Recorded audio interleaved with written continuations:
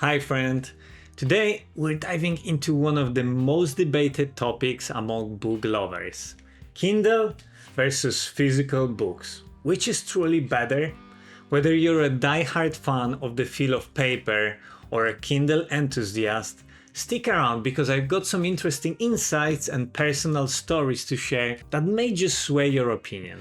You know, as an avid reader, I've always loved the experience of holding a physical book. There's something magical about the texture of the pages, the smell of a new book, and even the satisfaction of seeing a bookshelf full of stories. But when I started traveling more frequently, especially on longer trips, I quickly realized that my love for physical books came with some challenges. Let me take you back to one of my favorite adventures, a cycling trip I took across several countries in Southeast Asia. Picture this: cycling through dense jungles, serene coastlines, and bustling cities. I wanted to bring along a few books, but the thought of carrying extra weight on a bike on a long journey like that was very daunting. Every ounce mattered, and I realized that carrying even a few books would be too heavy. That's when I first seriously considered getting a Kindle. I'll be honest, at first I was very skeptical. I didn't think a digital screen could really replicate the feeling of flipping through a real page. But on that trip I decided to give it a try, and let me tell you, it was a game changer.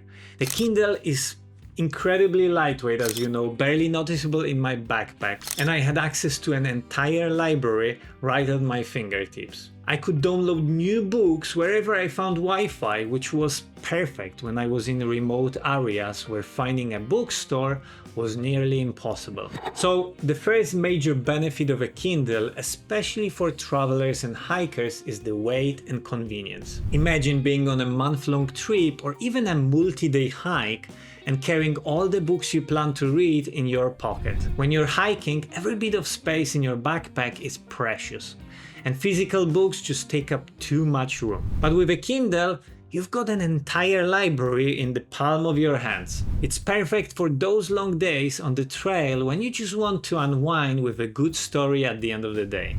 Another story comes to mind from that same trip. I remember one night I was staying in a very remote village in Laos, far away from the city lights. After a long day of cycling, I wanted to unwind with a good book. Now, with a physical book, I would have needed to rely on a dim flashlight or a candle to read in that pitch black night. But with my Kindle, I had built-in light, perfectly adjustable to the setting.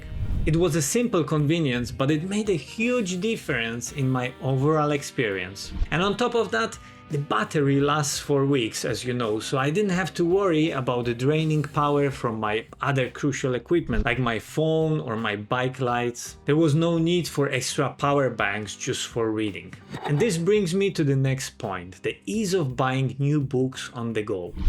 When you're traveling, especially in places where bookstores are rare, having instant access to the new reading material is a huge plus.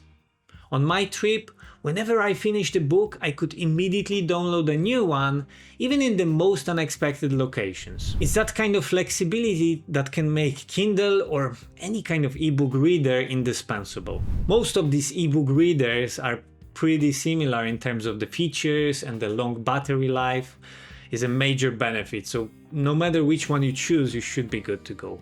And let's not forget about cost. When I was on the road, I found that Kindle books were often cheaper than the physical counterparts. Plus, there are so many free or discounted titles available through services like Kindle Unlimited or Amazon's daily deals. For someone like me who was trying to stick to a budget while traveling, it's an economical way to keep reading without breaking the bank. And if you haven't tried Kindle Unlimited yet, they're currently offering a 30-day free trial. So you can explore a massive library of books, thousands of books literally, at no cost.